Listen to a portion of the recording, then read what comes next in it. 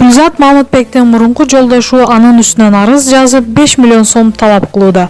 Белгилүү блогер кыргыз элине таң атпай уйкудан гана ойготпостон жашоодо ойгонусуна талап кылган Гулзат Мамытбек жолдошу менен ажырашуусу кыргыз элине дүң болуп, кээ бир аялдарды да ойготууга жетишкен. Социалдык тармактардан Гулзат менен экс жолдошу Талант Курманкуловдун үй бүлөлүк чыры байма-бай талкууга да алынган. Бир аз убакыт токтоп калган чыр пиар кайрадан козголуп, эми экс жолдошу аны сотко берип 5 миллион сом талап кылууда.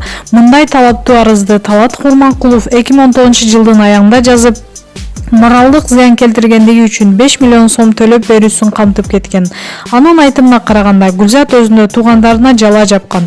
Башында балдарымдын энеси деп унчукпай жүрдүм. Себеби алар чоңойгондо баарын көрүшөт.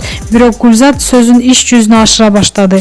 Мени каматкысы келип жүрөт. Үстүмдөн арыз жазып, канча кылмыш иши козголуп жүрдү. Гулзат мени арыз жазууга өзү мажбур кылды. Ал башкача жол менен түшүнбөйт экен. Ар бир нерсенин чеги болушу керек да. Балким ар бир оорудан жабыркап жүрөт. Же сектанттардын баары ушундай болуп кетеби? Айтор түшүнбөйм.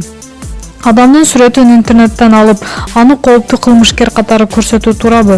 Акыл эси жайында адам мындайга барбайт. Сот мени актады, бирок Гулзат дагы эле чатак чыгарып, арыз жазганы токтото элек деп пикирин билдирген.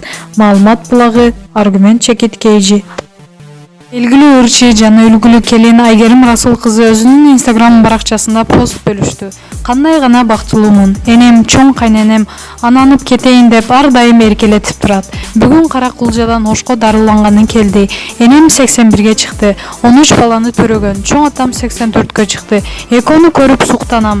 Биз үлгүлүү алчу инсандар. Кудай буйруса мен дагы энемдей зыңкыйган, балдардын неберелерин төрүндө отурган байбиче болоюн. Өмүрүңүздөр узун, алтын башыңыздар аман болсун. Биздин пешенебизге бар болуңуздар, чоң ата чоң эне деп жазып чыкты.